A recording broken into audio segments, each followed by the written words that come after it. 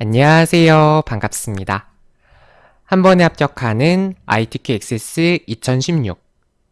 여러분들과 앞으로 새롭게 개정된 2016 버전으로 수업을 진행하게 되었습니다. 이렇게 온라인상이지만 여러분들과 만나 뵙게 되어서 진심으로 반갑습니다. 자, 이번 시간에는요, 저희가 본격적으로 액세스라고 하는 프로그램이 어떤 프로그램인지 배우기 전에 어떤 식으로 시험 문제가 출제가 되고 시험에 개정된 내용은 어떤 내용들이 있는지 그러한 부분들을 함께 알아보는 시간을 가져보도록 하겠습니다. 자, 오늘 이 시간에는요, 크게 두 가지 학습 내용으로 수업을 진행해 보려고 합니다. 첫 번째로 시험의 유형, 시험이 어떠한 유형으로 출제가 되고 문제는 몇 문제이고 각 문제마다 배점은 어떻게 되는지 시험에 대한 유형을 먼저 알아볼 거고요. 두 번째로 여러분들이 시험장에 가실 때 파일 저장은 어떻게 해야 되고 실제 여러분들이 시험장에 가셔서 유의하셔야 될 수험자 유의사항에 대해서도 함께 알아보는 시간을 가져보도록 하겠습니다. 자, 일단 가장 먼저 우리가 알아볼 내용은 바로 시험 유형을 파악하는 건데요. 그 전에 이번에 새롭게 개정된 유형이 어떤 내용인지부터 먼저 살펴보도록 할게요. 자, 기존에는 액세스 시험 버전이 MS 오피스 2010 버전이었는데요. 이번에 프로그램이 전부 다 2016 버전으로 출제 기준이 바뀌어졌죠. 자, 그래서 시험 문제가 어떻게 유형이 바뀌어졌냐면 예전에는 액세스의 테이블 형식, 데이터 형식이 텍스트, 긴 텍스트 이렇게 있었는데요. 이 텍스트가 짧은 텍스트라고 하는 명칭으로 바뀌어졌습니다.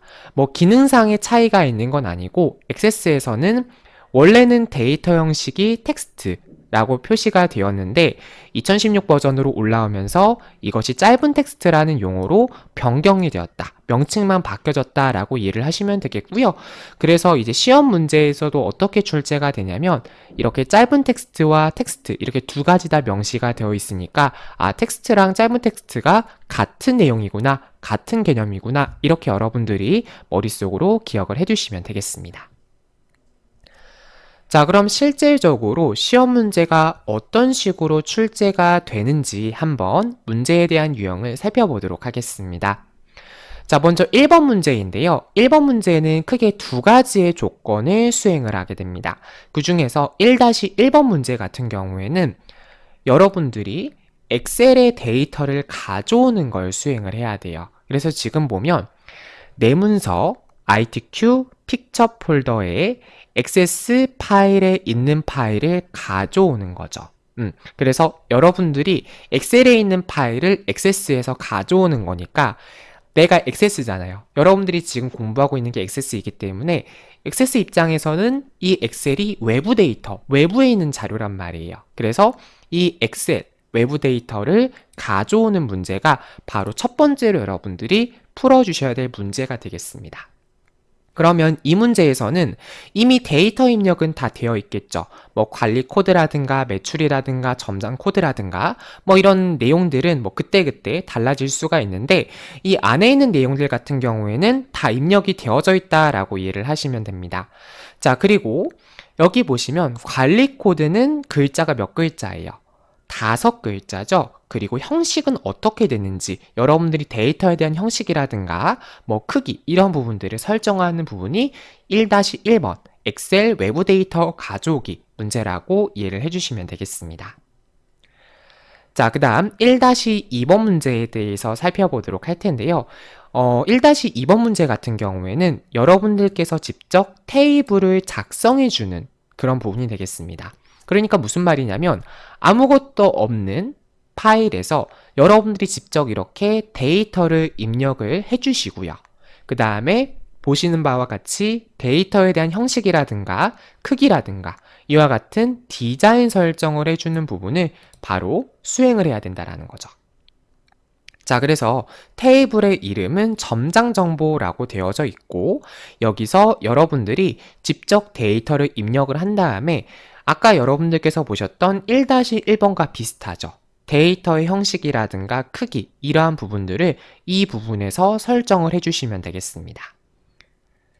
자, 그 다음 문제 2번에서는 쿼리 문제가 출제가 돼요. 쿼리 작성.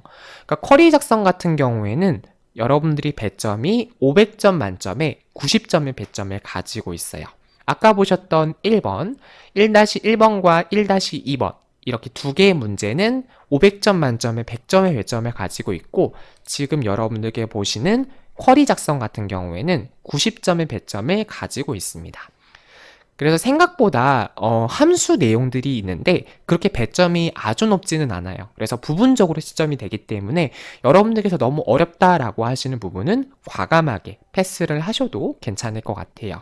그래서 여기 있는 쿼리 작성 같은 경우에는 아무래도 함수 내용이 들어가다 보니까 100%다 정확하게 할 수는 없을 거예요. 그렇기 때문에 여기서 5개의 조건이 있다면 한 3개에서 4개 정도, 한 2개에서 3개 정도 맞추자라는 느낌으로 해주시면 되겠습니다. 물론 여러분들이 문제를 다 정확하게 푸실 수 있다면 다 풀어주시는 게 가장 이상적인 방식이겠죠.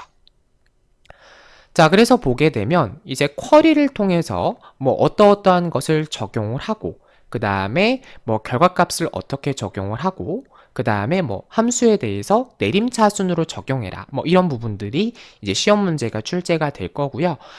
이제 쿼리 작성은 어떻게 접근을 할 거냐면, 일단 다양한 함수를 직접 문제를 통해서 여러분들이 배워보실 거예요.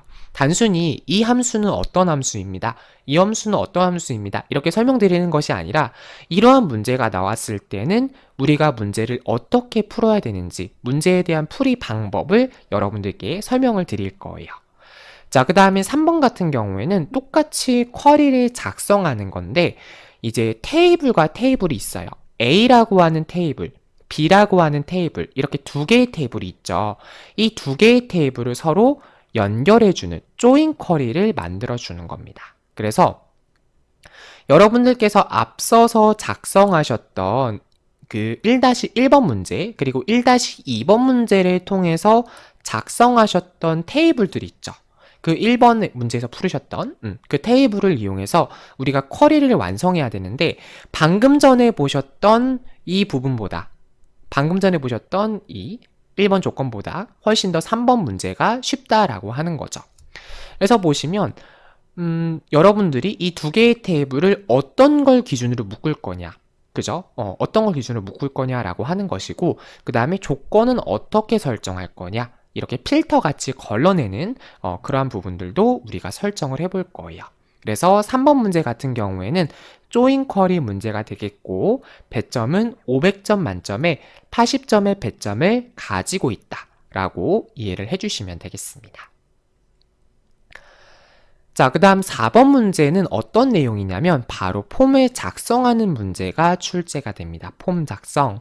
자, 그래서 여러분들이 폼 작성은 어디서 많이 보셨냐면, 홈페이지 같은 거 회원 가입하실 때 이거 클릭하고 저거 클릭하고 이거 누르고 저거 누르고, 그죠? 뭐 생년월일도 기입을 하시고, 아이디, 사용하실 아이디라든가 뭐 여러분들의 성함, 이런 것들을 다 기재를 해주시잖아요. 그러한 폼을 설계하는 그러한 부분들을 이제 문제 4번에서 여러분들이 풀어주시면 됩니다.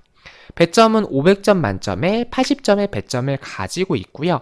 자, 지금 보시는 바와 같이 다양한 형태의 폼 작성 내용이 있습니다. 그래서 조건이 아주 세밀하게 조건이 되어져 있고, 저 개인적으로 말씀드리면 방금 전에 여러분들께서 보셨던 이 쿼리 작성 함수 다음으로 이 폼 작성이 어려운 것 같아요. 그래서 뭐 함수나 이런 거는 한 문제밖에 출제가 안 되지만 굉장히 내용들이 디테일하게 명시가 되어져 있기 때문에 상당히 조건이 까다롭고 세밀하게 되어져 있다, 이렇게 여러분들이 기억을 해주시면 되겠습니다.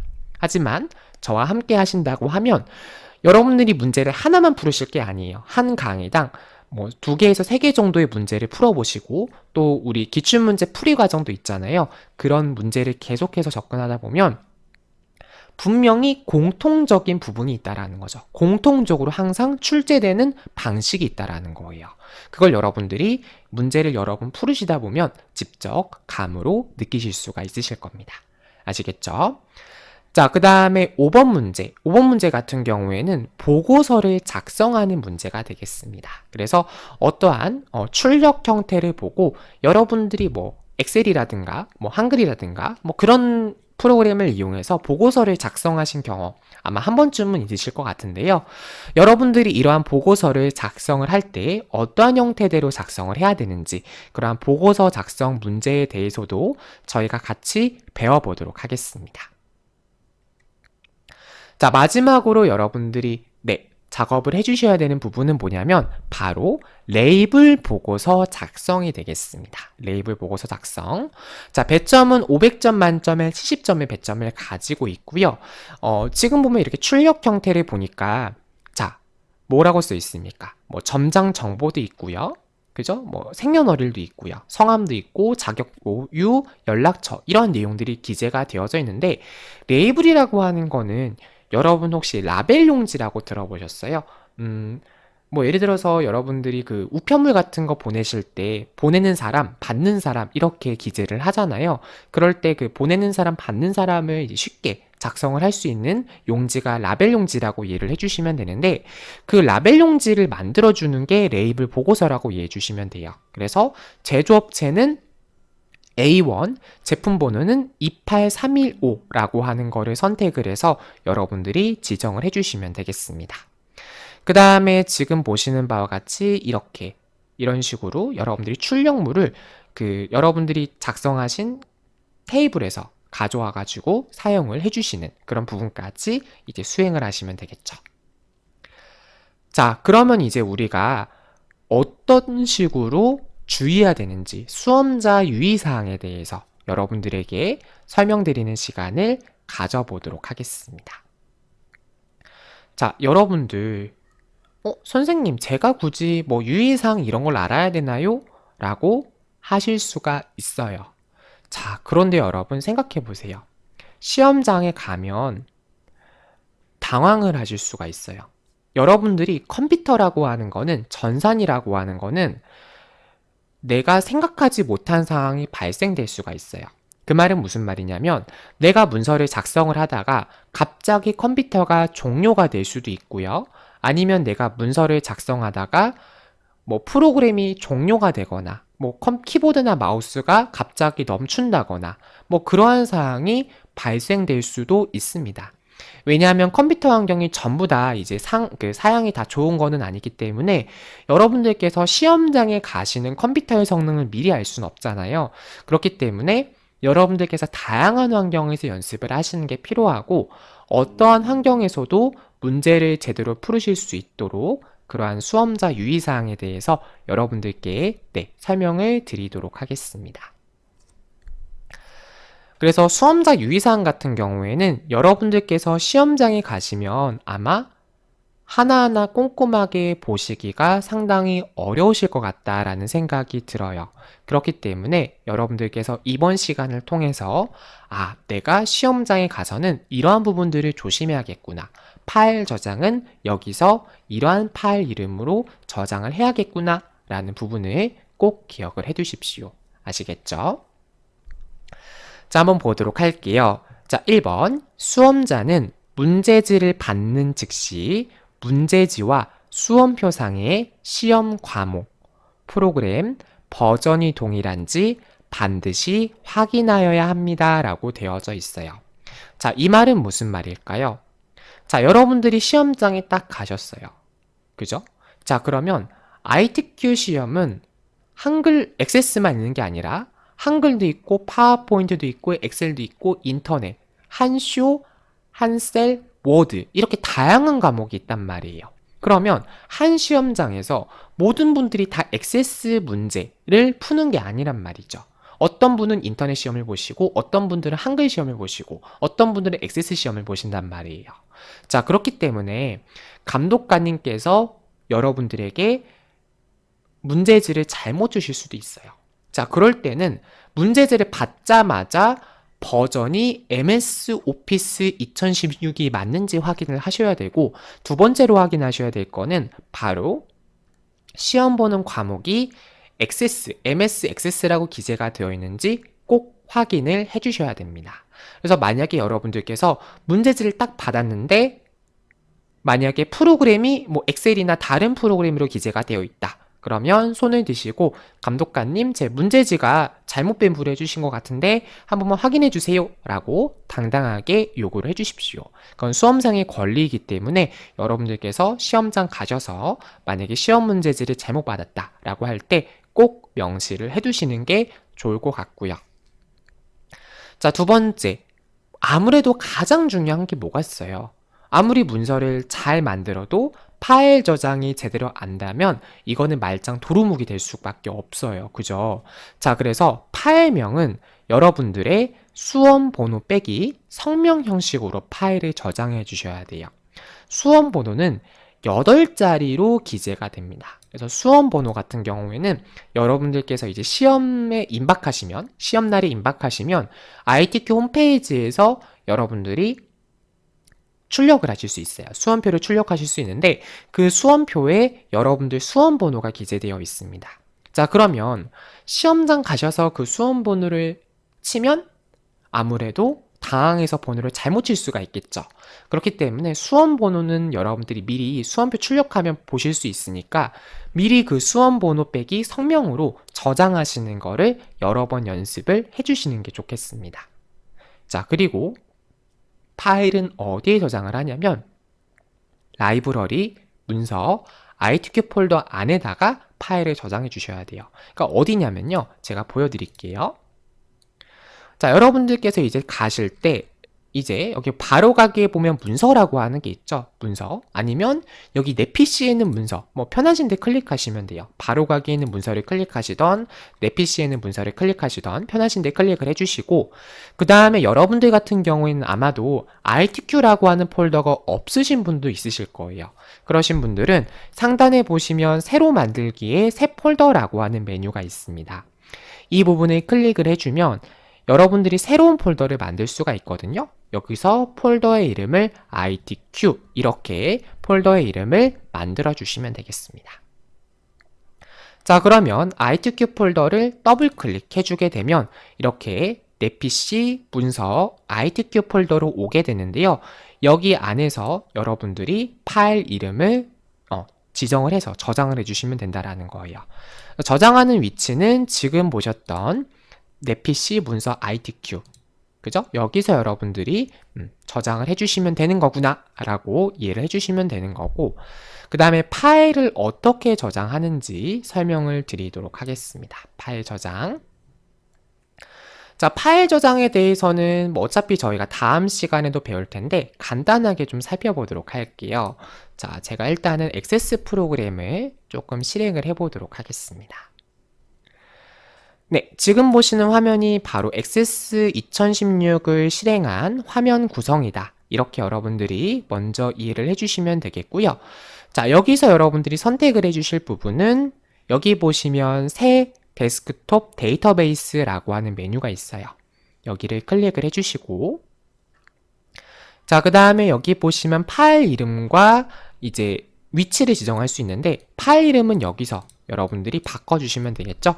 1, 2, 3, 4, 5, 6, 7, 8 빼기 여러분들의 성함을 이렇게 기재를 해주시면 되는 거고 그 다음에 여기 있는 폴더 단추 눌러주시면 어디다 저장할 거니? 라고 물어보고 있어요.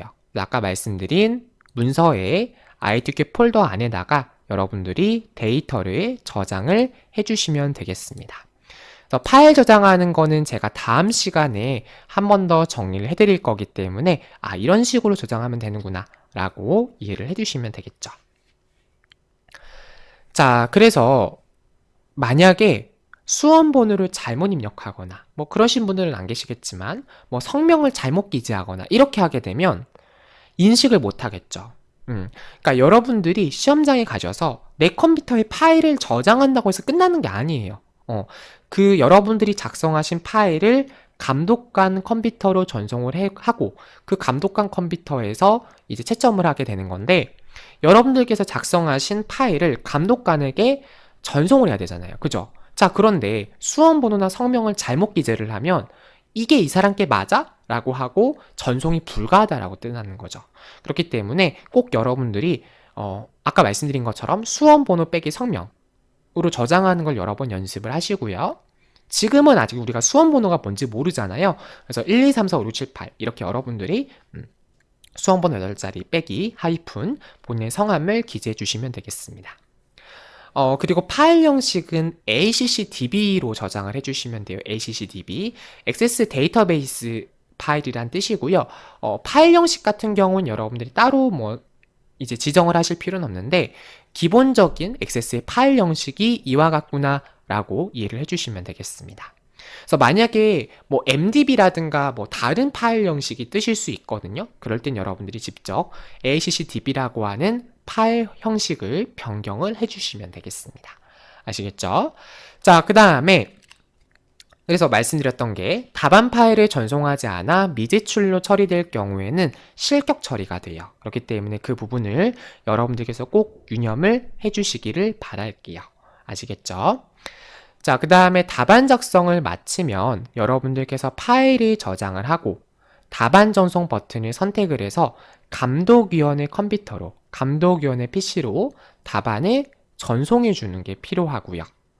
그리고 수험생의 정보와 저장한 파일명이 다를 경우에는 전송되지 않기 때문에 주의하시기 바랍니다. 이렇게 되어 있네요. 여기서 중요한 건 뭐냐면 이제 여러분들께서 시험장에 가시면 코아스 수험자용 프로그램이라는 게 있어요. 그걸 실행을 하면 여러분들께서 여러분들의 인적사항, 성함이랑 수험 번호, 그리고 프로그램, MS 오피스 2016 액세스 이렇게 선택을 해주면 되는 거고, 그럼 이제 시험을 시작할 때 상단에 답안 전송이란 버튼이 있거든요. 그 답안 전송이란 버튼을 클릭을 해서 여러분들이 답안을 전송해 주시면 된다는 겁니다. 아시겠죠?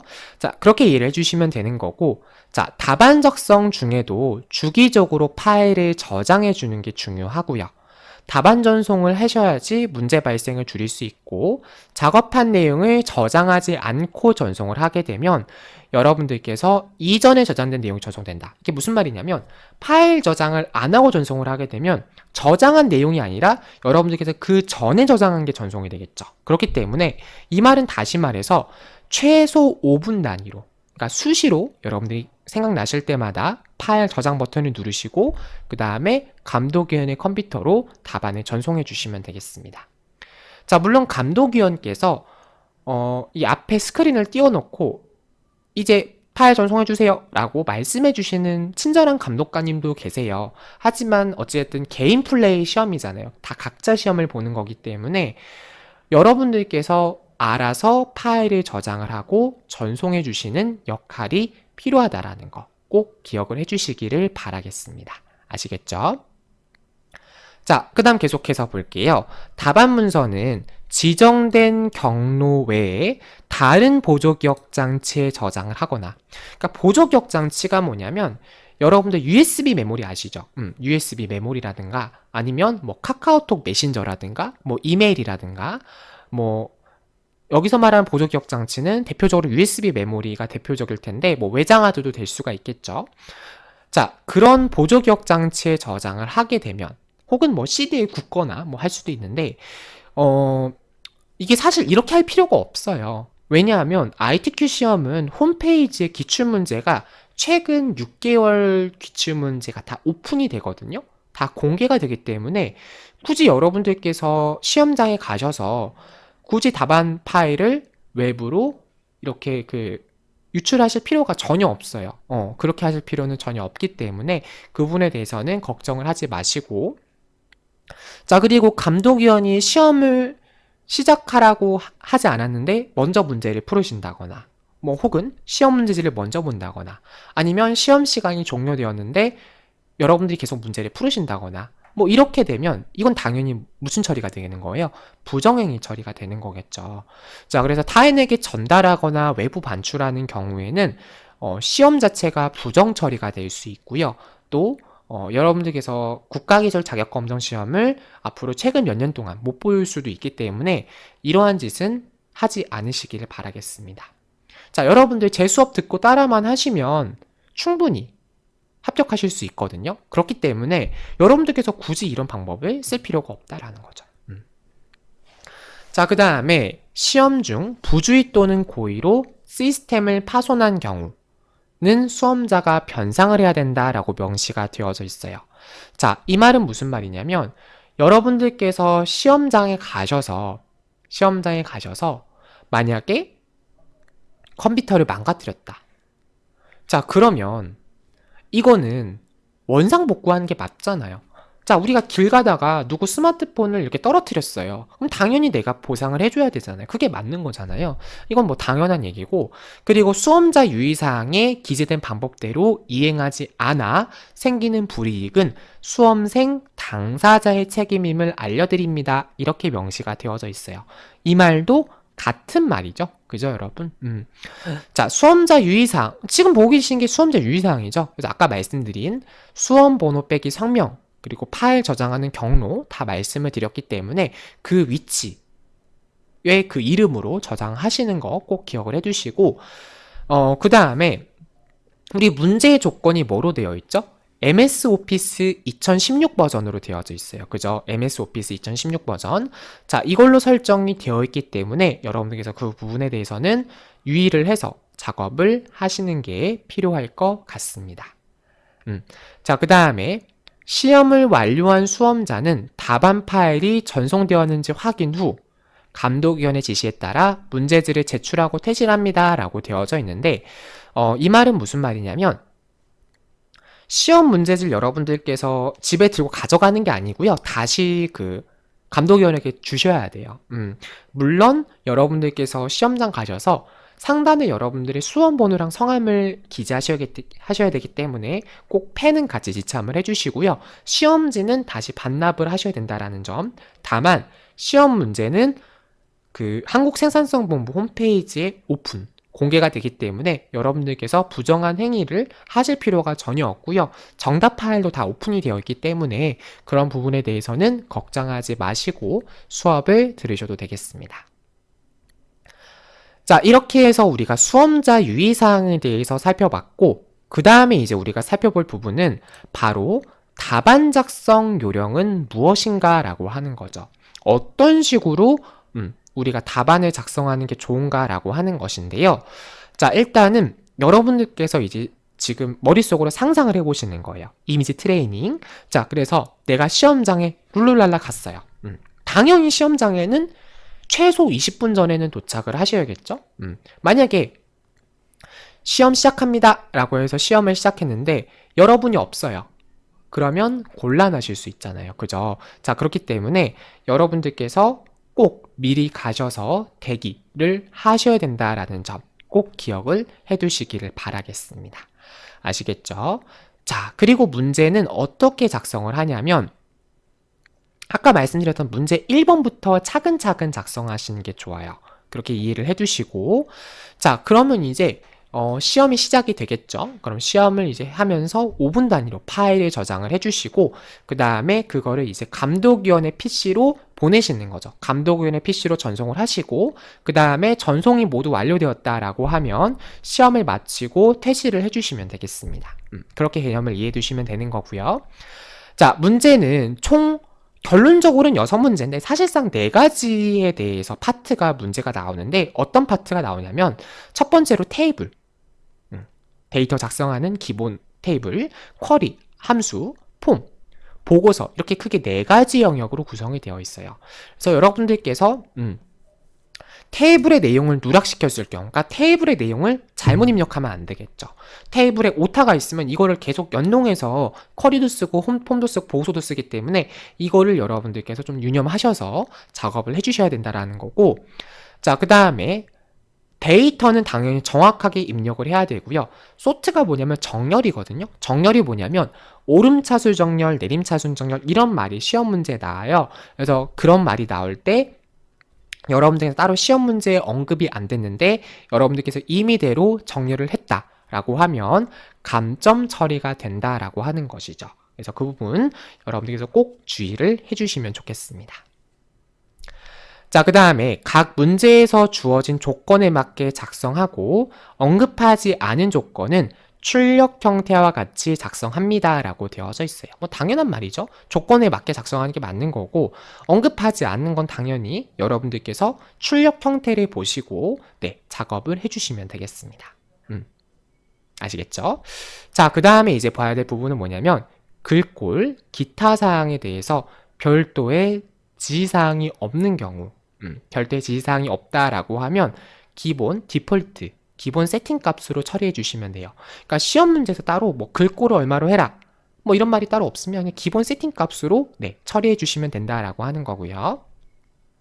자, 문제에서 제시한 테이블, 쿼리, 폼, 보고서 이거 말고, 그러니까 문제에서 제시한 거 말고 여러분들이 추가로 뭔가 생성을 하신다거나 아니면 이름을 잘못 지정을 하게 되면 감점 처리가 돼요. 그래서 이름 같은 거 지정할 때도 정확하게 이름을 지정했는지 한 번 더 확인하시는 게 필요하다라고 하는 것입니다. 아시겠죠? 자, 이렇게 해서 여러분들이 수험자 유의사항에 대해서도 함께 살펴보았고요. 자, 그럼 이제 우리가 KPC 자격 홈페이지로 이동해서 어떻게 기출문제를 다운받을 수 있고 시험은 어떻게 접수를 하고 그리고 사이트는 어떻게 생겼는지 네, 한번 우리가 살펴보도록 할게요.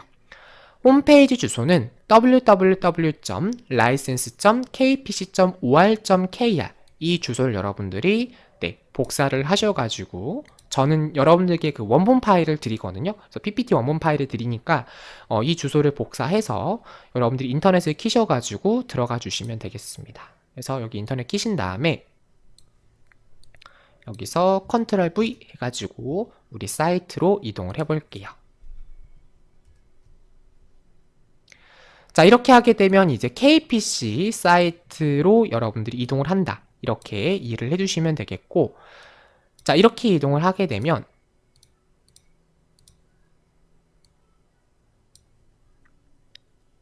자, 지금 보시게 되면 이렇게 KPC 자격 이렇게 사이트가 뜨게 되죠. 자, 그래서 뭐 지금 이렇게 팝업 창도 뜨고 있고요. 일단 우리 자격 소개 한번 들어가 볼까요? 자격 소개 가서 ITQ 국가 정보기술 자격 한번 들어가 보겠습니다. 여러분 뭐 이미 시험에 대해서는 다 아시죠? 뭐 최고의 신뢰성, 최대 활용도를 갖춘 국가 공인 자격 ITQ 시험은 여러분들께서 실기시험으로 평가되는 필기시험이 없고 실기시험, 100% 실기시험으로 출제되는 시험이다. 이렇게 이해를 해주시면 되겠고요. 자격증을 이제 합격을 할 때는 이 시험은 합격, 불합격 이렇게 될 수도 있는데 A등급, B등급, C등급으로 나눠요. 그래서 여러분들께서 아까 제가 100점 말씀드렸잖아요. 500점 만점에 400점 이상이면 A등급이고요.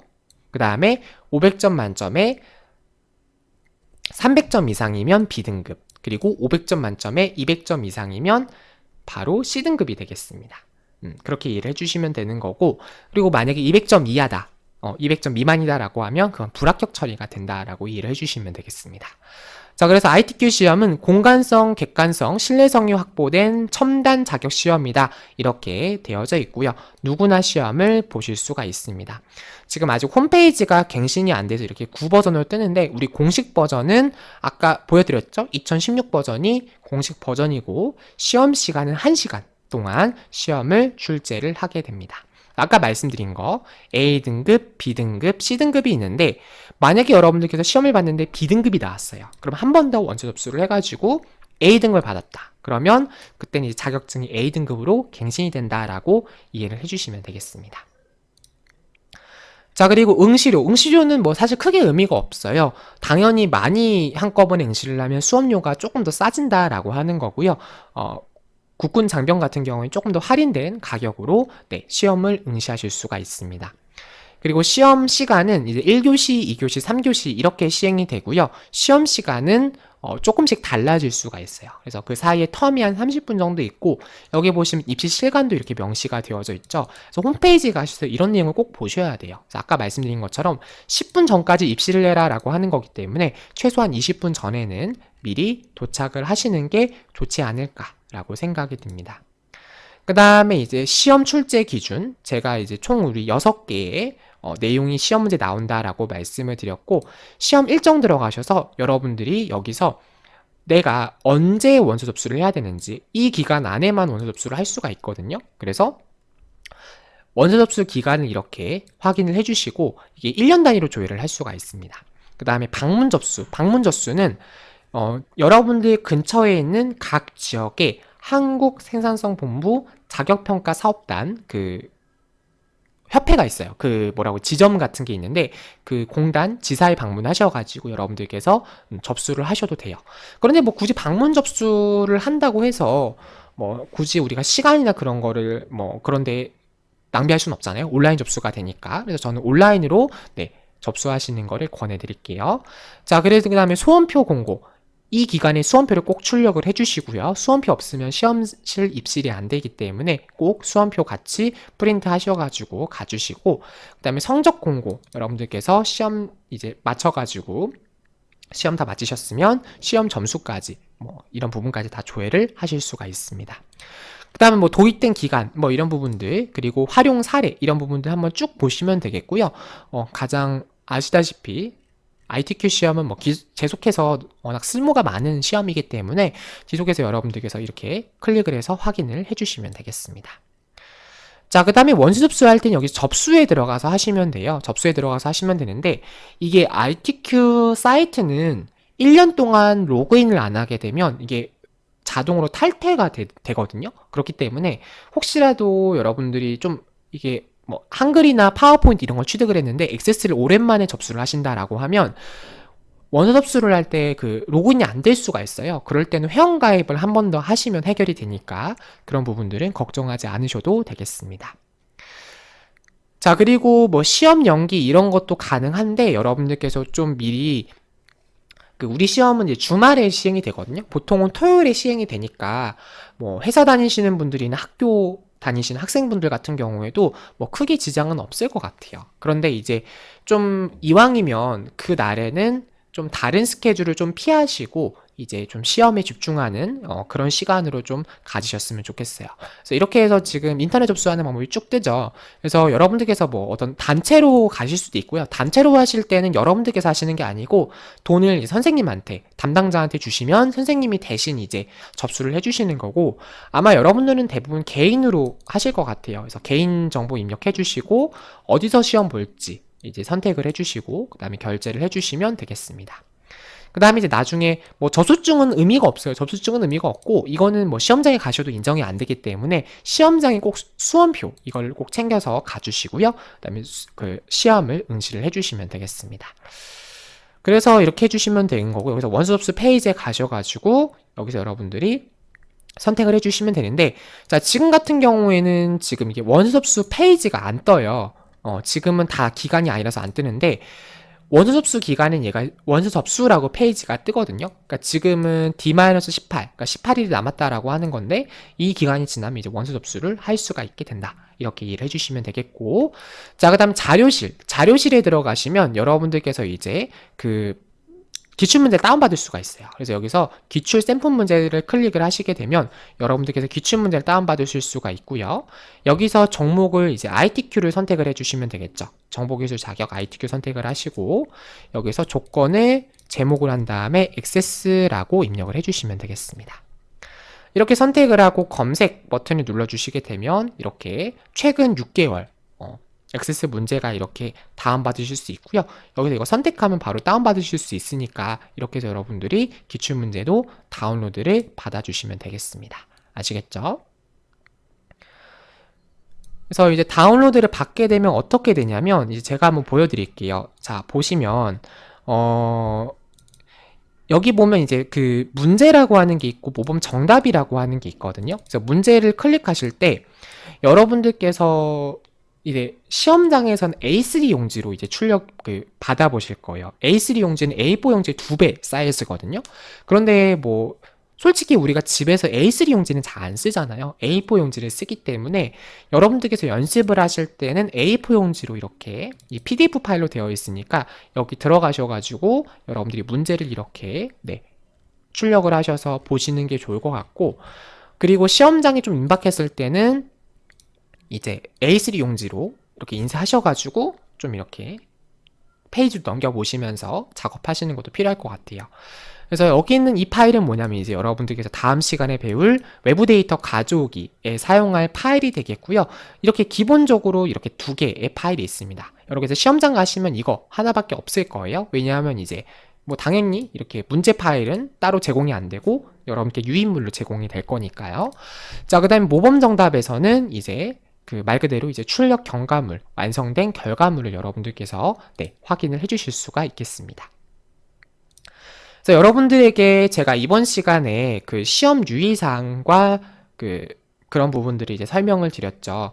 그래서 한 번 더 정리를 해드리자면, 일단 개정된 내용은 우리가 데이터 형식이 텍스트에서 짧은 텍스트라는 그러한 명칭으로 변경이 되었다라고 이해를 해주시면 되겠고, 그 다음에 1-1번 문제에서는 엑셀 외부 데이터를 가져오는 문제가 출제가 되고요.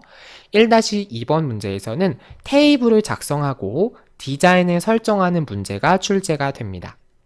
그 다음 2번 문제에서는 쿼리 작성, 이제 함수라고 하죠. 그 쿼리를 작성하는 문제가 출제가 되고요. 3번 문제에서는 조인 쿼리, 그러니까 A라고 하는 테이블, B라고 하는 테이블, 이 두 개의 테이블을 서로 조인, 연결을 시켜가지고 여러분들이 쿼리, 조건을 거는 그러한 기능이 되겠습니다. 문제 4번 같은 경우에 이제 폼을 작성하는 문제, 문제 5번은 보고서를 작성하는 문제, 문제 6번은 레이블 보고서를 작성하는 문제, 이렇게 여러분들이 기억을 해주시면 되겠고, 그 다음 이제 시험장에서는 수험번호 8자리 빼기 본인의 성함 형식으로 파일을 저장해 주시면 된다라고 하는 거 기억을 해주시면 되고요.